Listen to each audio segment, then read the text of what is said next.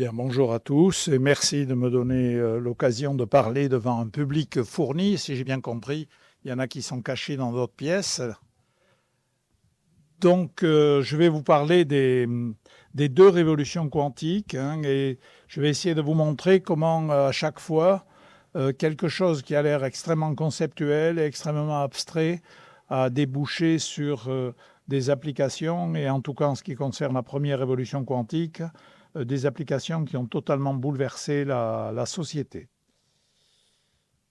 Alors d'abord, la physique quantique, il faut à la fois démystifier mais dire en quoi c'est compliqué et étrange. La physique quantique, avant tout, c'est un formalisme mathématique. Ce sont des équations qui permettent de décrire parfaitement des faits observés qui étaient incompréhensibles à l'époque de la physique classique. Par exemple, la stabilité de la matière, la liaison chimique. Oui, donc les physiciens, à la fin du 19e siècle, ils savaient que la matière est formée de charges positives et négatives. Ils savaient que les charges positives et négatives s'attirent, donc on ne pouvait pas comprendre pourquoi la matière ne s'effondrait pas sur elle-même. Voilà, simplement. Donc, ce formalisme mathématique permet de décrire la stabilité de la matière, la liaison chimique, l'interaction lumière-matière, et puis des choses un peu plus exotiques que sont la supraconductivité, la superfluidité. Alors, une bonne théorie physique, c'est une théorie qui d'abord permet de décrire des phénomènes qu'on a déjà observés, mais c'est aussi une théorie qui permet de prédire des phénomènes qu'on n'a pas encore observés. Vous avez des équations et vous dites « Ah ben ça, c'est bizarre. Si je faisais telle chose dans le laboratoire, je devrais observer ça. » Alors vous y allez, vous l'observez. Ça, c'est le signe que c'est une bonne théorie. Parce que c'est une théorie qui se contente de décrire ce que vous savez, c'est pas mal. Mais ce n'est pas très fructueux. Tandis que si vous pouvez prévoir des nouvelles choses que vous n'avez pas encore observées, c'est beaucoup mieux. Alors, exemple, l'intrication, qui était dans les équations, je suis allé dans mon laboratoire et j'ai observé l'intrication. Et enfin, ce formalisme mathématique, il a permis non seulement de comprendre, de faire de la science, mais il a même permis de développer des applications comme les transistors, les lasers, les circuits intégrés, bref, des choses quand même importantes. Le problème de la physique quantique, c'est qu'il n'y a pas d'image simple pour représenter ce formalisme dans l'espace dans lequel nous vivons tous. Et c'est ça qui la rend étrange. Alors du coup, comme elle est étrange, vous avez des gens qui racontent n'importe quoi. Alors là, je pousse un peu, mais c'est juste pour vous montrer le genre de trucs idiots qu'on arrive à voir. La mécanique quantique est étrange, la torsion des petites cuillères à distance par la force de l'esprit est étrange, donc la torsion des petites cuillères à distance par la force de l'esprit est quantique. Des trucs comme ça, enfin, n'importe quoi. Non, mais ça a l'air ridicule, mais vous entendez ou vous lisez des choses qui ne sont pas si loin que ça. Est-ce que je parle dans le micro ou pas? Oui, ça va là, vous entendez? Bon, très bien, merci. Bon, alors je vous dis ou je vous rappelle qu'on trouve d'excellentes vidéos, par exemple celle de Julien Bobroff, qui est professeur à Paris-Saclay, qui a une chaire de vulgarisation scientifique. Bon, moi, je fais un certain nombre de conférences. Vous avez une chaîne formidable qui s'appelle Science étonnante. Si vous ne la connaissez pas, allez-y absolument. Il y a de la physique, des maths, de la biologie. C'est vraiment d'une qualité exceptionnelle. Bon, sur les photons jumeaux, j'ai un de mes anciens thésards qui a fait 4 vidéos qui sont pas mal. J'ai un peu de mal à m'asseoir. Voilà. Bon, après ces préliminaires, commençons. Dans les deux révolutions quantiques, je vais essayer d'avancer un peu plus. Voilà. Les deux révolutions quantiques reposent sur deux concepts. Le premier, c'est la dualité en deux particules, et le deuxième, c'est l'intrication quantique. La dualité en deux particules a été vue d'abord par Einstein sur la lumière, puis par Louis de Broglie sur la matière en 1923. Quant à l'intrication quantique, elle a été vue en 1935 par Einstein, Podolsky et Rosen, vue dans les équations. Schrödinger a immédiatement compris l'importance et il a fallu attendre 30 ans pour avoir un nouveau pas. Je vais vous raconter tout ça. Alors allons-y, la première révolution quantique. D'abord le mot quantification. On me dit parle de physique quantique. Pourquoi ? C'est quoi ce mot? D'où ça sort? Alors ça nous dit que certaines quantités qui, dans le monde classique, peuvent prendre n'importe quelle valeur, dans le monde quantique, ne peuvent prendre que des valeurs précises. On dit discrètes, une série de valeurs précises. Alors, un exemple, c'est la lumière. La lumière, au sens classique, c'est une onde. Une onde, c'est continu, ça peut remplir un volume qui est petit, moyen, gros, etc. Einstein, en 1905, a de bonnes raisons de dire que parfois, la lumière se comporte comme des grains d'énergie qui ont une valeur précise, bien spécifiée. Ça, c'est le phénomène de quantification. Alors évidemment, il y a une difficulté parce que le fait que la lumière soit une onde, on en a absolument besoin pour interpréter des phénomènes comme les interférences, la diffraction. C'est ça depuis le début du 19e siècle. On est sûr qu'il faut décrire la lumière par une onde, mais parfois Einstein nous dit qu'il faut le décrire par des particules. Qu'est-ce qu'il faut faire? Eh bien, Einstein, avec l'audace qui le caractérise, dit on va admettre qu'un objet peut être les deux à la fois. Alors ça peut vous sembler bizarre, mais ça sera moins bizarre le jour où on aura des mathématiques qui effectivement incorporent à la fois les deux points de vue, le point de vue ondulatoire et corpusculaire. Einstein ne le sait pas encore à cette époque, mais il fait quand même ce pas intellectuel. Voilà, c'est donc la dualité onde-particule. La lumière doit être considérée à la fois comme une onde et comme formée de photons. C'est un chimiste dénommé Lewis qui, en 1926, baptise photon ce qu'Einstein appelait quantum de lumière. Alors continuons avec la quantification. Certaines quantités ne peuvent prendre que des valeurs particulières alors que la description classique permettrait un continuum de valeurs. Alors prenons le cas de l'atome, dont Rutherford a démontré en 1908 qu'il est formé d'un noyau très dense chargé positivement et d'électrons qui tournent autour de ce noyau. Il faut se représenter l'atome essentiellement comme tout vide, un noyau très dense chargé positif, les électrons négatifs. Alors comme la loi d'attraction entre les charges positives et négatives varie comme l'inverse du carré de la distance, ça ressemble beaucoup à un système solaire, puisque la gravitation varie elle aussi comme l'inverse du carré de la distance. D'où l'idée d'un atome, l'atome de Rutherford, où vous avez des électrons qui tournent autour du noyau comme les planètes tournent autour du Soleil ou les satellites tournent autour de la Terre. Alors ensuite, il y a une deuxième avancée. En 1913, Niels Bohr montre que pour rendre compte de la lumière qui est émise par les atomes, il faut admettre que seules certaines trajectoires sont autorisées. C'est là qu'arrive la quantification. Parce que quand vous avez les planètes ou vous avez les satellites, a priori, elles peuvent être à n'importe quelle distance. Les satellites peuvent être à n'importe quelle altitude. Et Bohr trouve une condition qui oblige à sélectionner certaines trajectoires. Et si on applique cette condition de Bohr et qu'on sélectionne certaines orbites, eh bien, on peut rendre compte parfaitement de la lumière émise par les atomes. Mais il y a un petit problème, c'est que la condition de Bohr, elle a l'air de sortir du chapeau. Alors, pas complètement, il a introduit la constante de Planck qui était introduite par Planck et puis par Einstein dans le contexte de la lumière. Mais quand même, on ne comprend pas d'où il a sorti ça, Bohr. Et on va comprendre avec la dualité onde-particules pour les électrons. Alors ça, c'est Louis de Broglie qui, en 1923, il dit, inspiré par la dualité onde-particules d'Einstein pour la lumière, il fait le raisonnement inverse. Pour la lumière, vous dites une onde, ça peut aussi être des particules. Eh bien, il fait le raisonnement inverse. Une particule qui s'appelle l'électron peut aussi être considérée comme des ondes, comme une onde. Et là, on va pouvoir interpréter la condition de Bohr, parce que regardez, si l'électron sur sa trajectoire est une onde, il faut que l'onde retombe en phase sur elle-même au bout d'un tour, sinon vous n'arrivez pas à avoir une situation stationnaire. Et ça impose que la trajectoire soit un nombre entier de longueur d'onde. Et cette condition suffit à retrouver la condition de quantification de Bohr. Donc ça y est, on a quelque chose qui nous permet de comprendre d'où est sortie cette condition de quantification de Bohr. Donc, encore un exemple de quantification. Donc cette dualité en deux particules, c'est elle qui est à la base de toutes les découvertes qui ont suivi. Regardez comme ils sont joyeux. Hein, Louis de Broglie, il n'a pas l'air heureux là. Et Schrödinger, il en a bavé pour trouver son équation. Ça y est, il l'a trouvée. Alors vous voyez, ils sont vraiment très contents. Alors, cette première révolution quantique, donc, elle est basée sur le concept de dualité onde-particule. Les ondes, on les décrit par une équation de propagation, une équation d'onde qui est l'équation de Schrödinger. Et puis, donc, comme je vous l'ai déjà dit, ça permet de comprendre la stabilité de la matière. Alors, je vais aller un peu plus loin que ce que je vous ai dit tout à l'heure. Je vous ai dit, les charges positives et négatives s'attirent, donc normalement, ça devrait s'effondrer. Mais si vous pensez à un satellite qui finit par tomber sur la Terre parce qu'il y a des frottements ou des choses comme ça, rien ne l'empêche de tomber sur la Terre. D'ailleurs, il tombe. En revanche, l'électron, qui est aussi une onde, il ne peut pas tomber sur le noyau parce qu'une onde, ça occupe forcément un certain volume dans l'espace. Et vous ne pouvez pas arriver à comprimer une onde au-delà d'une certaine valeur, ou alors il faudrait une énergie gigantesque qui n'est pas là. Alors on peut développer l'équation de Schrödinger, établir la liaison chimique, etc.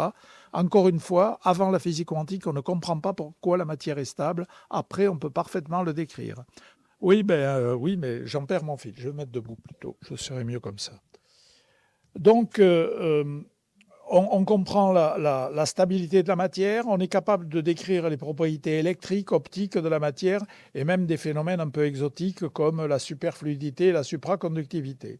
Et puis, donc, on va trouver des applications.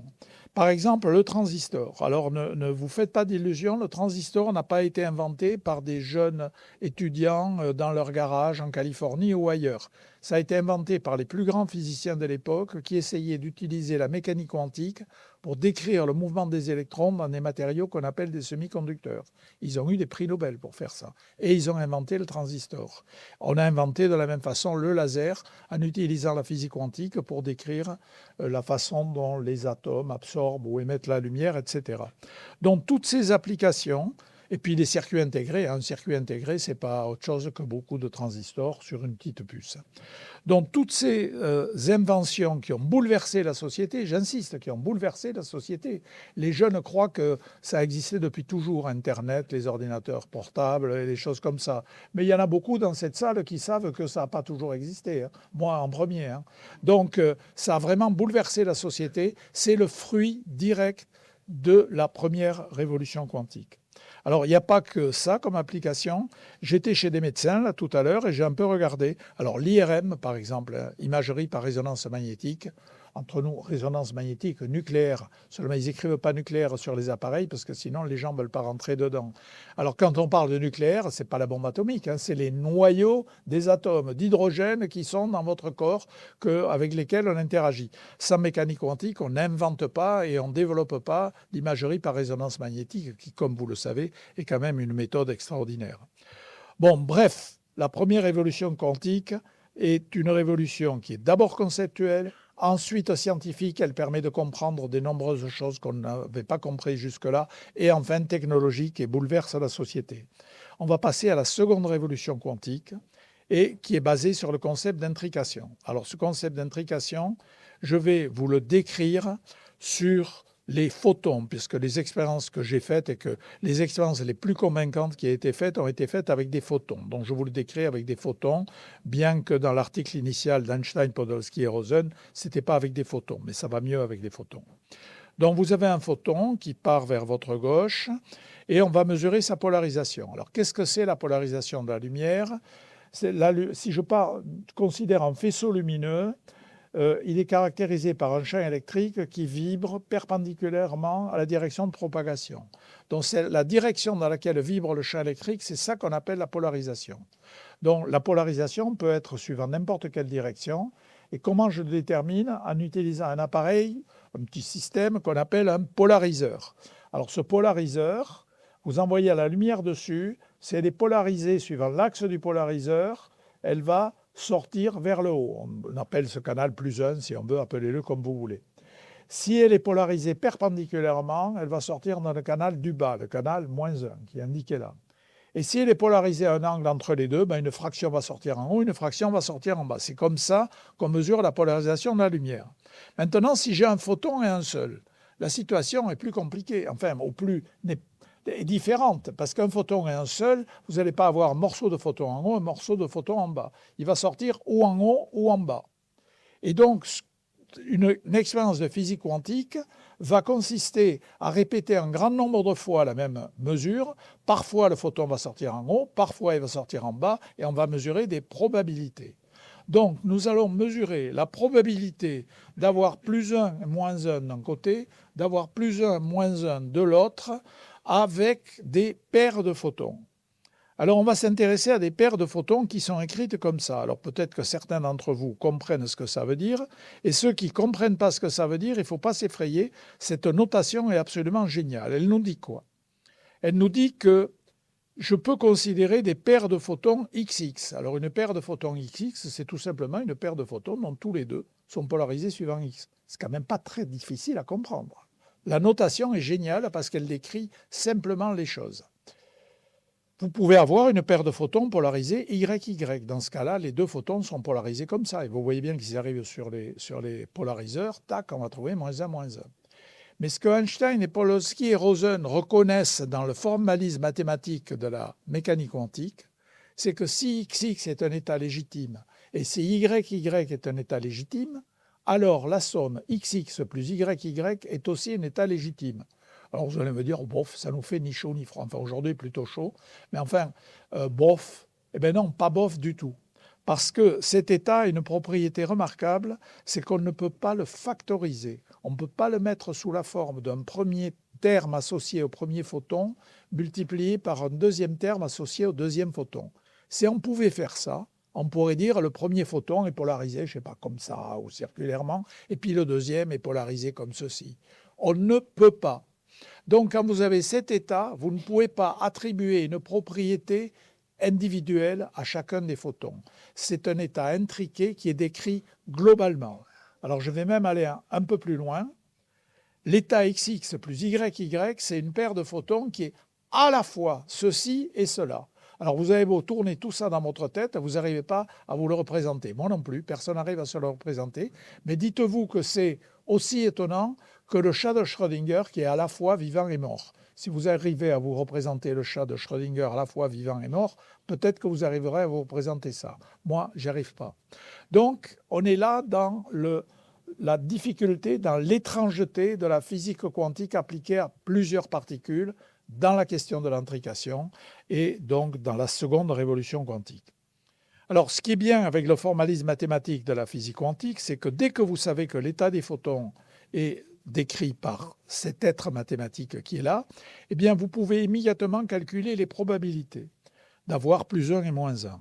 Donc, si vous calculez les probabilités d'avoir plus 1, moins 1 d'un côté, plus 1, moins 1 de l'autre, ça paraît totalement inintéressant, c'est 50%.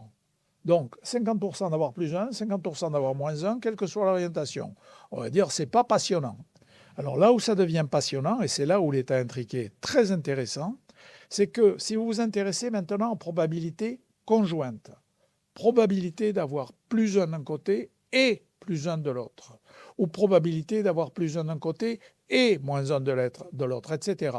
Vous arrivez à la conclusion que si vous avez plus 1 d'un côté, vous avez plus 1 de l'autre, et si vous avez moins 1 de côté, vous avez moins 1 de l'autre. Mais vous n'avez jamais plus 1, moins 1. C'est ce qu'on appelle une corrélation totale. Alors je récapitule. Vous avez ici un phénomène aléatoire à deux possibilités. Vous avez là un phénomène aléatoire à deux possibilités. Chacun apparaît totalement aléatoire, mais les deux sont complètement corrélés. Si j'ai plus 1 d'un côté, j'ai plus 1 de l'autre, et si j'ai moins 1 de côté, j'ai moins 1 de l'autre. Donc vous voyez, cet état qui avait l'air insignifiant, il est quand même assez bizarre. Et c'est ça qu'il va falloir essayer de comprendre. C'est ce que j'appelle un jeu de pile ou face truqué. Pourquoi un jeu de pile ou face truqué? Imaginez que là-bas, vous avez quelqu'un qui lance une pièce. Pile, face, face, face, pile, face. Bon. De l'autre côté, quelqu'un qui lance une pièce. Pile, face, face. Imaginez que les gens qui sont au milieu, qui regardent des deux côtés à la fois, ont la surprise de voir que quand Alice lance sa pièce et obtient pile, Bob obtient pile aussi. Bon, se dire, c'est quand même bizarre, il y a un truc. Oui, il y a un truc. Et le but de la physique, le but d'Einstein, c'est d'arriver à comprendre ce truc. Alors évidemment, ce truc, il est dans les calculs que nous avons faits. Donc on va essayer de faire une image construite à partir du calcul. Eh bien, ça ne marche pas. La raison pour laquelle ça ne marche pas, c'est que le calcul est fait dans un espace abstrait. c'est un espace de Hilbert. Alors pour ceux qui ont fait un peu de mathématiques et d'algèbre linéaire, c'est le produit tensoriel de l'espace décrivant la première particule par l'espace décrivant la deuxième. C'est donc un espace global, abstrait, parfaitement clair pour les mathématiciens et les physiciens qui l'utilisent, mais on n'arrive pas à faire une image dans notre espace. Et c'est lié au fait que je vous ai raconté tout à l'heure, xx plus yy, c'est lié au fait qu'on ne peut pas identifier des propriétés individuelles sur chaque photon. Alors c'est quand même embêtant, parce que comme l'a écrit un excellent théoricien de l'optique quantique, Asher Pérez, les phénomènes quantiques, à la fin, ils ne se passent pas dans un espace de Hilbert, ils se passent dans un vrai laboratoire. J'ai une source, j'ai des détecteurs. Je voudrais quand même, je suis obstiné, je voudrais faire une image dans l'espace dans lequel nous vivons.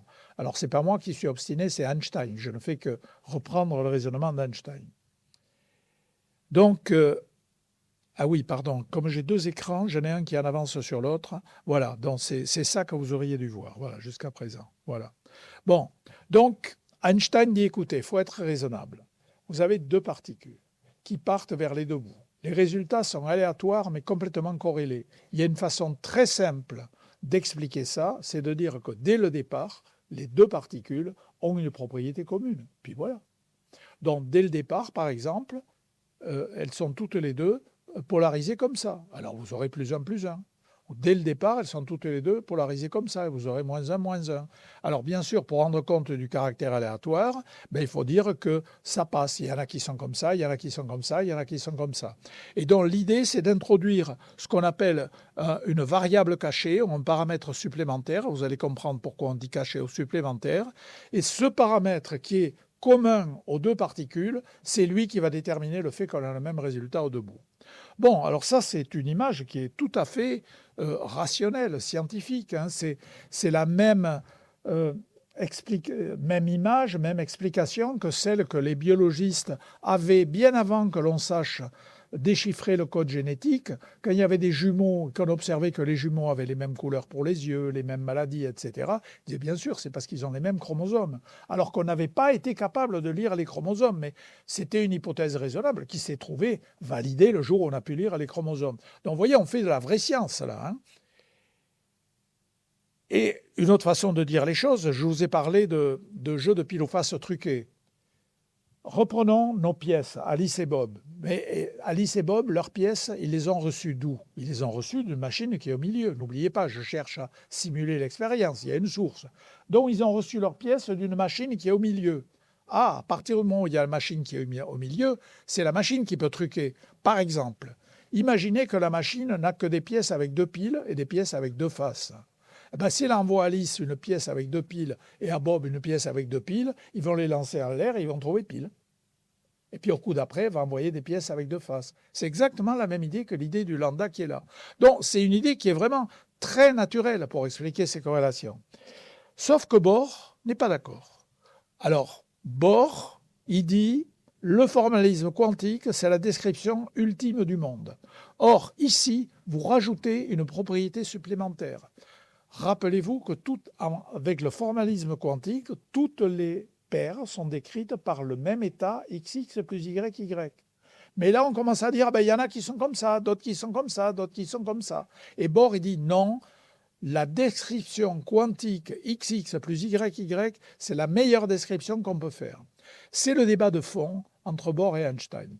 Parce que Einstein, quand il voit que le formalisme quantique donne ses résultats sous forme de probabilité, il dit très bien, une théorie qui donne des résultats sous forme de probabilité, ce n'est pas une théorie ultime. C'est une bonne théorie, il n'a aucun problème avec les probabilités. Il a fait un article merveilleux sur le mouvement brownien en utilisant les probabilités.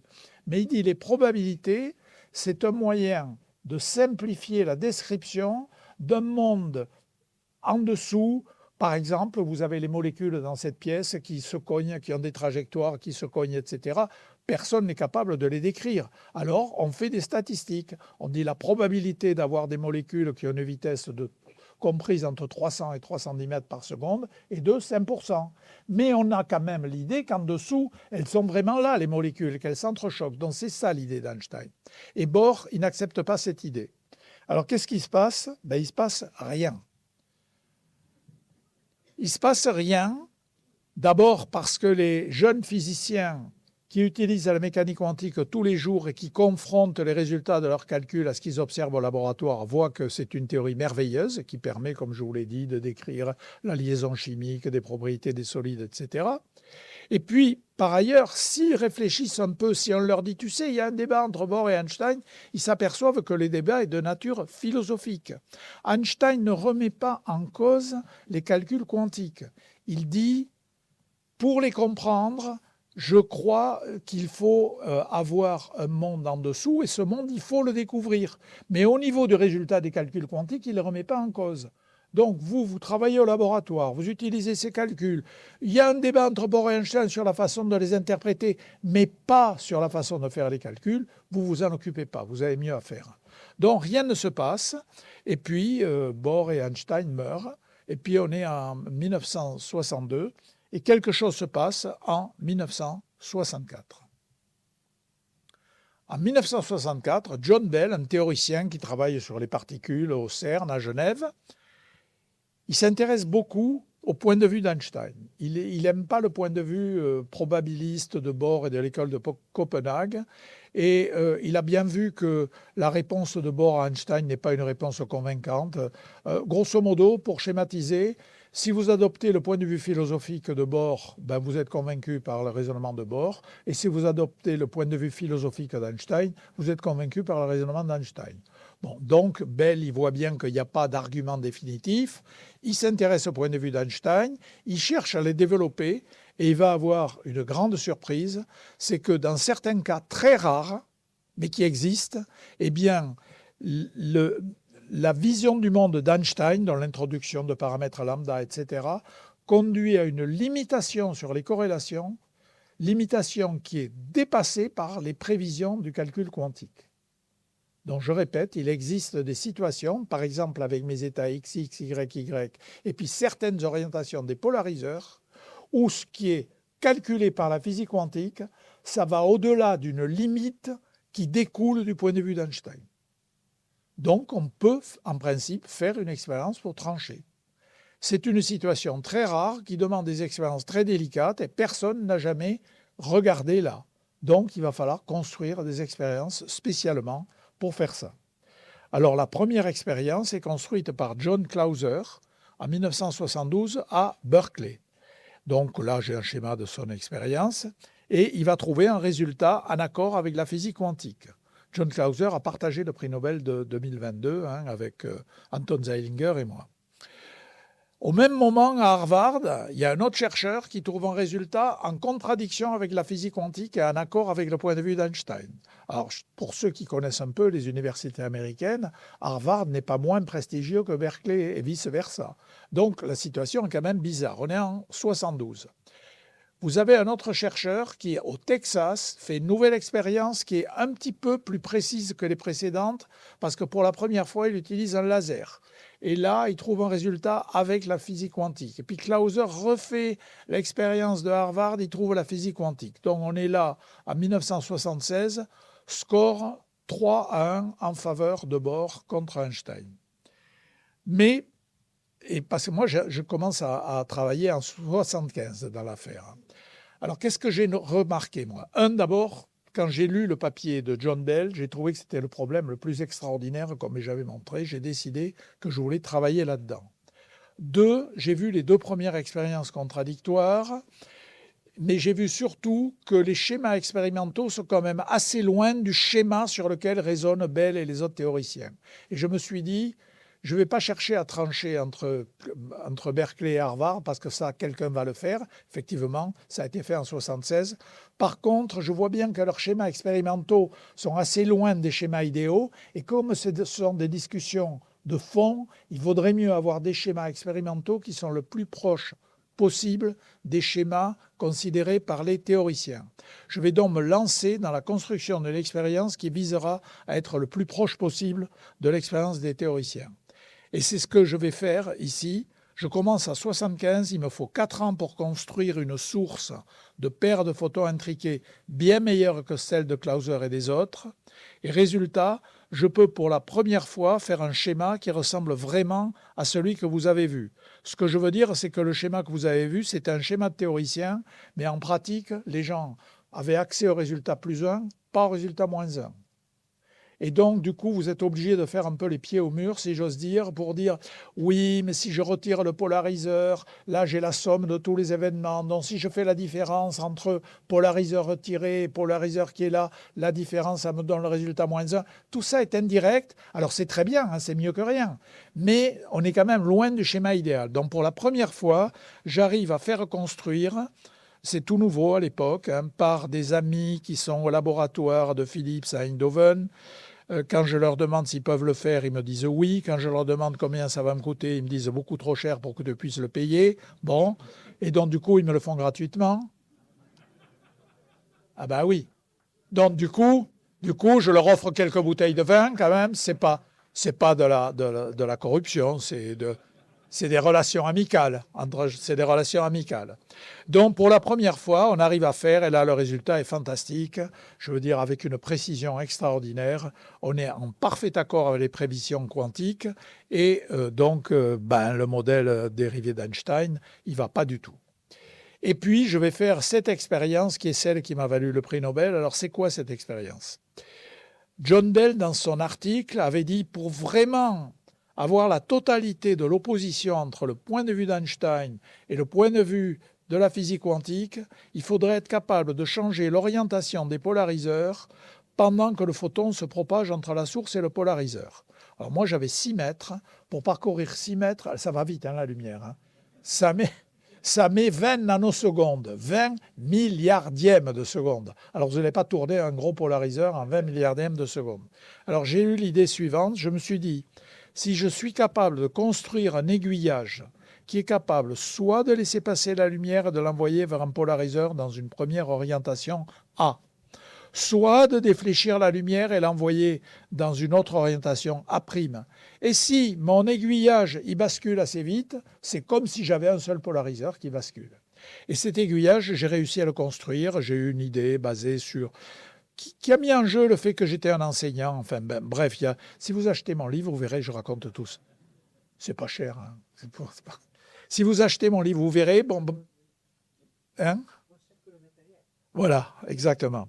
Et donc, j'ai réussi à construire cet aiguillage, et finalement, ça a marché. Et finalement, eh bien, la mécanique quantique donne toujours le bon résultat, et vous allez comprendre dans un moment, quand je vais vous parler de non-localité, pourquoi cette expérience était importante. Elle montre que ça reste vrai, même si on a choisi l'orientation du polariseur pendant que les photons étaient en train de se propager entre la source et les polariseurs. Alors ça, c'est la deuxième génération d'expériences, celle de l'Institut d'optique, donc qui ont débouché en 81-82. Et puis ensuite, eh bien, vous avez des chercheurs qui se sont mis à essayer de développer une source de paires de photons meilleure que la mienne. Je vais vous expliquer en quel sens. Ma source était vraiment bien meilleure que celle de Clauser et j'avais vraiment un taux d'émission de paires corrélées qui marchait très bien. Mais mon problème, c'est que les photons étaient émis dans n'importe quelle direction de l'espace. Donc il fallait que je mette des lentilles. Donc quand j'avais de la chance, les 2 photons rentraient dans les lentilles, mais souvent il y en a un qui rentrait dans la lentille et l'autre qui ne rentrait pas. Parfois les 2 ne rentraient pas, etc. Avec la nouvelle source, mais ça leur a mis plus de 10 ans pour avoir une source meilleure que la mienne. J'ai gardé le record de violation des inégalités de Bell pendant une quinzaine d'années quand même. Mais à force de travailler, ils ont réussi à construire une source où les 2 photons sont émis dans des directions parfaitement déterminées. Et là, c'est grandiose pour un expérimentateur, parce que s'ils sont émis dans une direction parfaitement déterminée, vous pouvez les injecter dans des fibres optiques. Et là, vous pouvez aller loin. Par exemple, Zeilinger, en 1998, a recommencé mon expérience avec des fibres optiques de 200 mètres de long. Et pendant que la lumière parcourt 200 mètres, ça a l'air pas long, mais il y a assez de temps pour lancer un générateur de nombres aléatoires qui va décider si l'orientation c'est A ou c'est A'. C'est une sorte de dé électronique. Enfin, bon, beaucoup d'entre vous savent ce qu'est un générateur de nombres aléatoires. Ce n'est pas un bête générateur de nombres aléatoires informatique dans les ordinateurs. Hein. C'est un peu plus subtil. C'est basé sur des phénomènes physiques aléatoires, si vous voulez. Mais bon, voilà, ça marche. Donc, Zeilinger a fait cette expérience-là. Il a trouvé le même résultat que moi 16 ans après. Heureusement pour moi, parce que personne n'avait refait. Vous savez que la base de la méthode scientifique, c'est quand même que la même expérience, ou à peu près la même, soit répétée dans plusieurs laboratoires et qu'on trouve le même résultat. Eh bien, personne n'avait eu le courage de faire mon expérience. Je dois dire, ça ne me plaisait pas trop. Il me tardait qu'il y ait quelqu'un qui le répète. Donc finalement, Zeilinger le répète. Il trouve la même chose que moi. Je suis content, je peux désormais dormir mieux.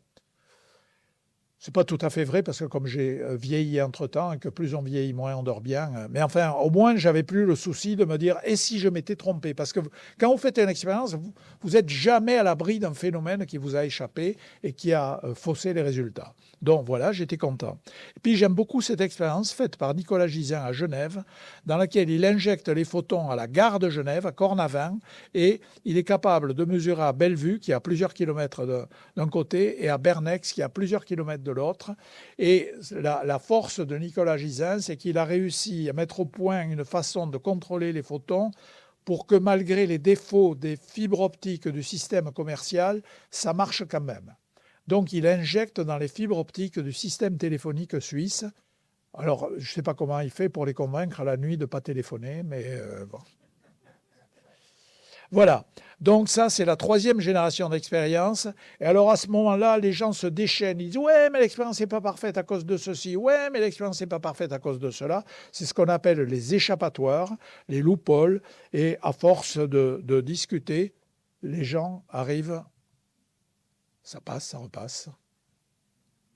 Donc l'intrication est mise en évidence dans ses aspects les plus étonnants et donc, comme je vous le dis, il y a des tas de discussions sur les échappatoires, mais finalement, en 2015, vous avez plusieurs expériences qui sont annoncées où vraiment il faut être totalement paranoïaque pour dire qu'il y a encore un problème dans ces expériences. Au-delà de tout doute raisonnable, il n'y a aucun doute, les inégalités de Bell sont violées, il faut renoncer au point de vue d'Einstein. Donc j'ai écrit un article en 2015 pour commenter sur toutes ces expériences qui avaient eu lieu. Et le titre de mon expérience, c'est que le débat est clos entre Bohr et Einstein sur ce sujet. Et il est clos par la victoire de la physique quantique contre le point de vue d'Einstein. Donc le point de vue d'Einstein, qu'on appelle le réalisme local, doit être abandonné. Alors, qu'est-ce qu'il faut en conclure? En fait, il suffit de lire Einstein. Alors, vous avez le droit d'être étonné, de dire « Ah bon, Einstein avait dit qu'il avait tort ?» Non, il faisait un raisonnement par l'absurde. Il disait « Si je n'avais pas raison, voilà ce que vous devriez accepter. » Et c'est tellement incroyable que bien sûr, j'ai raison. Mais il n'a pas raison. Donc, il suffit de le lire pour savoir ce qu'on doit accepter. Alors, il nous dit, alors ça, ce sont des phrases d'Einstein, hein, c'est le texte, alors il n'a pas écrit en français, mais il a écrit en anglais et en allemand, donc il n'y a pas de doute, on sait ce qu'il dit.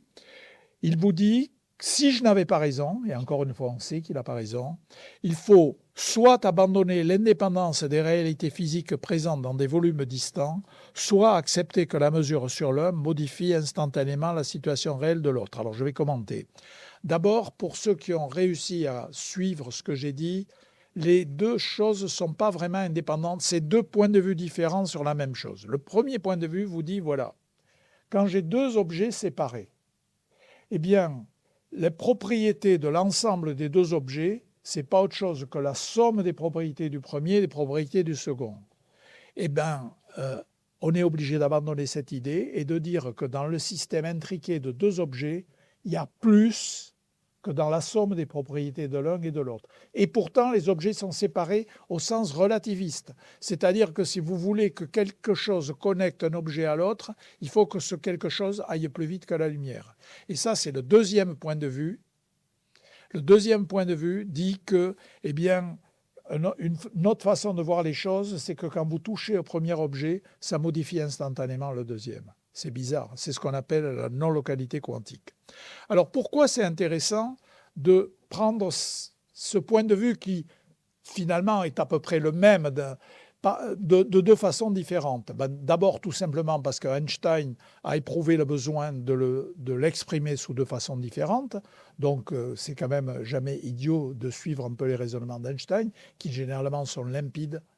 Et puis, deuxièmement, parce qu'en fait, ces deux points de vue vous conduisent à deux types d'applications technologiques dans la technologie quantique.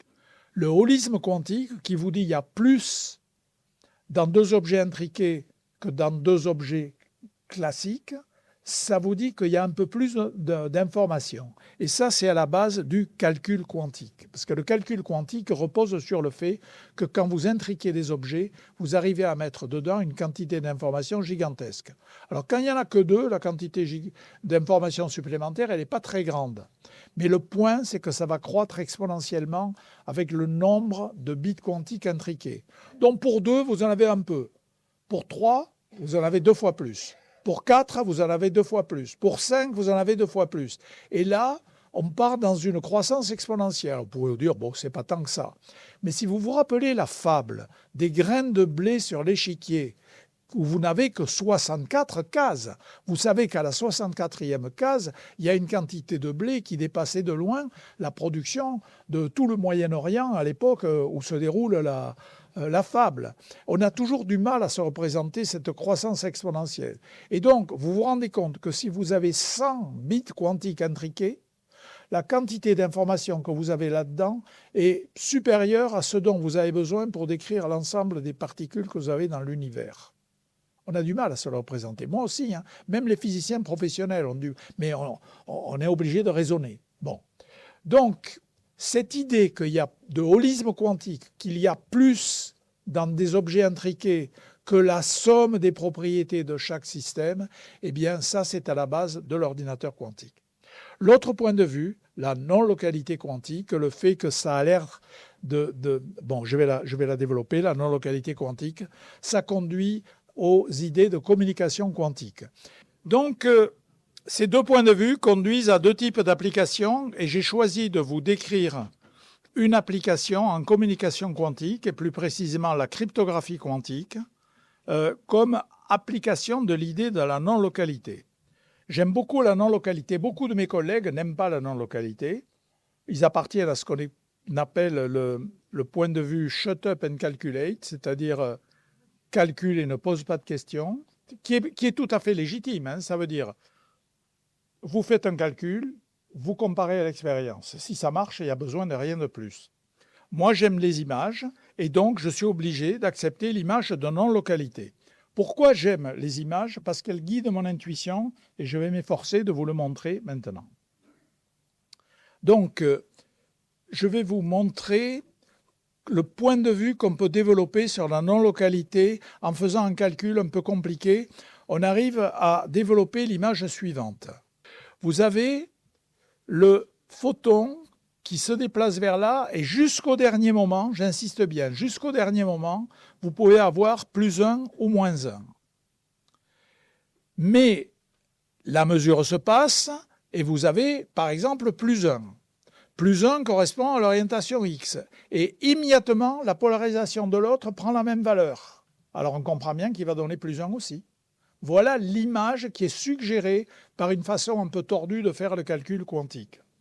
Et donc, ça va bien, sauf que la mesure sur le premier photon semble influencer instantanément et à distance l'autre photon. Et c'est ça la non-localité.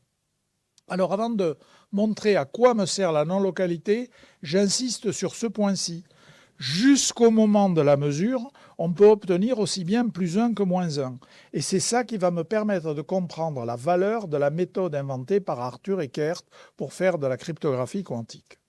Alors, cryptographie, pour l'instant, il n'y a pas de quantique. Pour l'instant, vous avez deux amis, Alice et Bob, qui veulent communiquer, et vous avez l'espion, le eavesdropper, comme disent les Anglais, qui voudrait bien intercepter le message, qui voudrait bien plutôt, non pas décoder le message. Claude Shannon, qui a inventé la théorie de l'information dans les années 40, a démontré, c'est un mathématicien extrêmement brillant, il a démontré avec la certitude d'un théorème mathématique qu'il y a une façon absolument sûre de faire de la cryptographie Ça consiste à avoir une suite aléatoire de nombres, alors 1 et 0 ou 1 et moins 1, ce que vous voulez, pour Alice, et exactement la même suite pour Bob. Donc c'est une clé de codage et de décodage. Et si Alice se sert de la clé pour coder et Bob de la même clé pour décoder, on voit bien qu'il a récupéré le message. Et il est impossible pour l'espion, même s'il a pris une copie de ce qui se passe au passage, il lui est impossible de le déchiffrer à une condition, c'est que le message ne soit pas plus long que la clé. Parce que si le message est plus long que la clé, il faut répéter l'utilisation de la clé. Et à ce moment-là, les mathématiciens vont observer des sortes de régularités, ils vont arriver à décoder. Si vous avez lu des romans d'espionnage ou même des descriptions historiques de ce qui s'est passé à la fin de la Deuxième Guerre mondiale, vous savez que les mathématiciens appliqués, ils sont vraiment très forts pour trouver ces faiblesses. Donc, la méthode de Shannon, dite one-time pad, pour ceux qui auraient quelques idées là-dedans, fonctionne à condition que vous ayez des clés de codage très longues pour Alice et Bob. Et dont le problème, c'est de leur distribuer ces clés en toute sécurité. Et ça va être fait par la physique quantique. Ça s'appelle Quantum Key Distribution, QKD. Alors, ceux qui ont bien suivi, ils ont déjà compris que c'est les photons intriqués qui vont permettre de faire le travail. Parce que, regardez, vous avez la source ici de paires de photons intriqués. Alice et Bob choisissent leur direction, mais de temps en temps, ils ont choisi la même direction pour leur polariseur. À ce moment-là, vous savez bien que s'ils ont choisi la même direction, ça peut être aussi bien plus 1 que moins 1 pour Alice, aussi bien plus 1 que moins 1 pour Bob, mais s'il y a plus 1 pour Alice, il y a plus 1 pour Bob. Et s'il y a moins 1 pour Alice, il y a moins 1 pour Bob. Donc si on se limite au cas où ils ont mis leur polariseur dans la même orientation, eh bien ça y est, ils ont des suites identiques et ils ont tout ce qu'il faut. Alors, où est la non-localité dans tout ça? Elle est dans le fait que si l'espion espère pouvoir lui aussi avoir une troisième copie de la clé, eh bien non, pas du tout. Pourquoi? Rappelez-vous, j'ai insisté, jusqu'au dernier moment, ça peut être plus 1 ou moins 1. Donc quand ça passe devant l'espion ici, ce n'est pas encore décidé si c'est plus 1 ou moins 1. Si c'était décidé, il y aurait des paramètres supplémentaires lambda. Et s'il y avait des paramètres supplémentaires lambda, on ne violerait pas les inégalités de Bell. Donc en fait, la véritable méthode consiste de temps en temps à avoir des orientations où on teste les inégalités de Bell. Si on les viole, c'est que c'est vraiment la non-localité qui est en jeu et c'est au dernier moment que ça se décide. Donc pour l'espion, il n'y a rien à espionner. Alors, ce que j'aime, c'est le fait que j'ai pu vous le raconter comme ça avec une image simple. Bien sûr, pour être sérieux, il faut avoir des calculs compliqués, des démonstrations mathématiques et physiques, etc. Mais la raison pour laquelle, encore une fois, j'aime la non-localité, c'est qu'elle me permet instantanément de voir que cette méthode, inventée par Arthur Eckert, est une méthode qui potentiellement doit marcher. Et effectivement, les calculs confirment que ça marche bien. Donc voilà, on va passer là-dessus. Voilà. Alors, juste pour à la fois vous impressionner et nous faire un peu peur, un exemple où les Chinois ont pris de l'avance sur nous.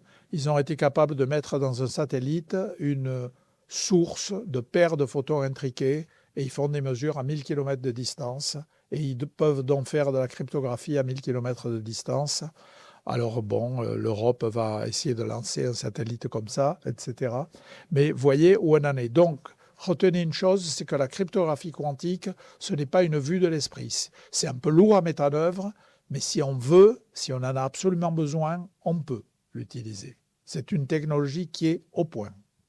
Et d'autant plus que, comme je vous l'ai expliqué, avec des méthodes telles que celle de Nicolas Gisin, on arrive à garder l'intrication sur des réseaux de fibres optiques commerciaux.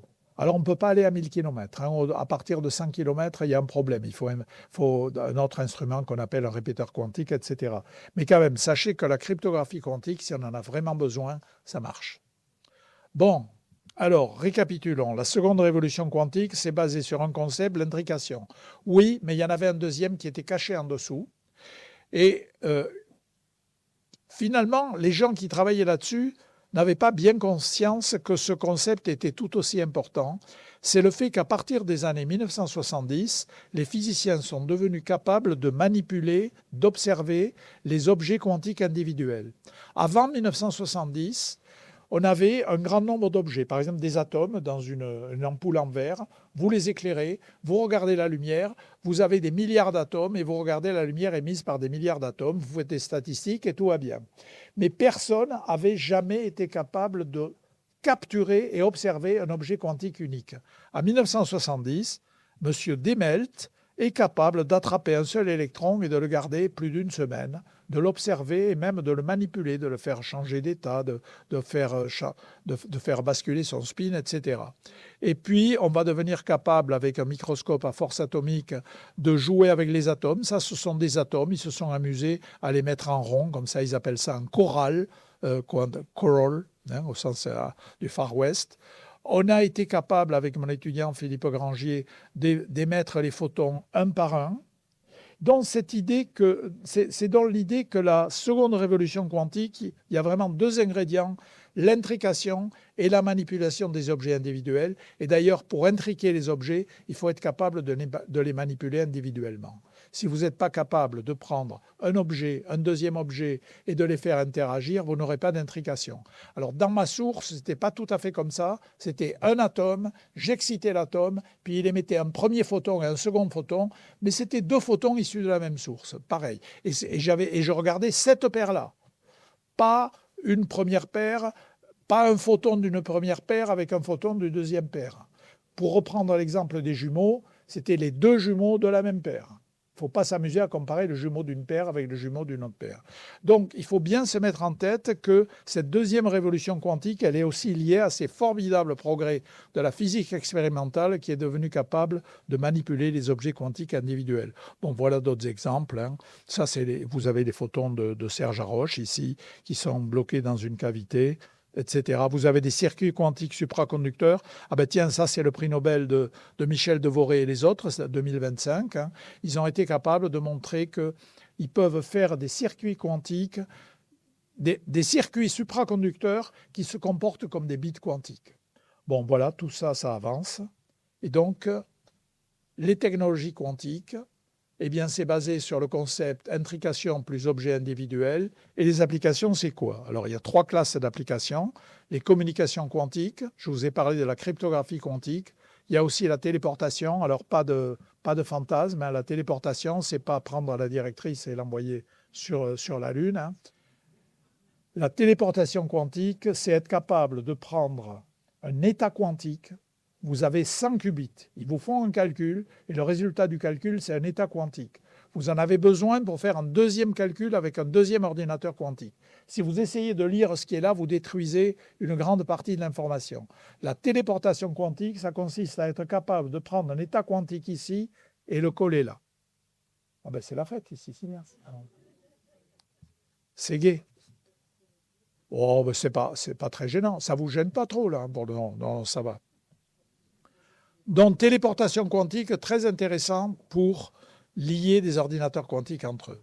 Les fameux ordinateurs quantiques, où en est-on? Alors, premièrement, soyons clairs. L'ordinateur quantique parfait, celui qui est corrigé des erreurs. Vous savez que dans tout ordinateur, même les ordinateurs classiques, il y a forcément des erreurs et il y a des méthodes de correction d'erreurs. Alors, dans le quantique aussi, mais pour l'instant, on n'arrive pas à totalement corriger les erreurs. Donc, on a des ordinateurs imparfaits. Mais ces ordinateurs imparfaits arrivent déjà à résoudre des problèmes qu'on ne sait pas résoudre avec des ordinateurs classiques. Donc, il faut savoir que ça progresse, ces choses-là. Voilà. Et puis finalement, la métrologie quantique. Alors la métrologie quantique, ça marche. Par exemple, ce qui est là, c'est un gravimètre. Ça mesure la pesanteur. Ça a été développé par des anciens étudiants à moi.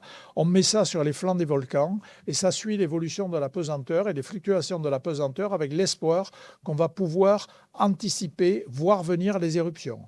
C'est intéressant quand même. Bon, il y a des tas d'autres applications. Il y en a une, comme j'ai fait des conférences devant les médecins, il y en a une qui est particulièrement intéressante, c'est ce qu'on appelle le PET scan. Alors le PET scan, c'est quoi? C'est si on veut regarder un organe particulier, par exemple, on cherche une métastase.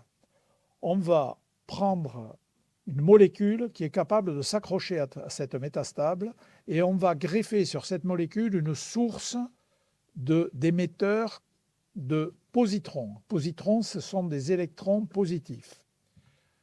Cette source d'émetteur de positrons, elle va émettre un positron, et le positron, dès qu'il va rencontrer un électron, ça va s'annihiler et donner 2 photons gamma. Alors, donc, vous avez 2 photons gamma. Et ces 2 photons gamma, eh bien, c'est exactement comme mes photons intriqués. Ils partent dans 2 directions exactement opposées, et ils sont émis en même temps.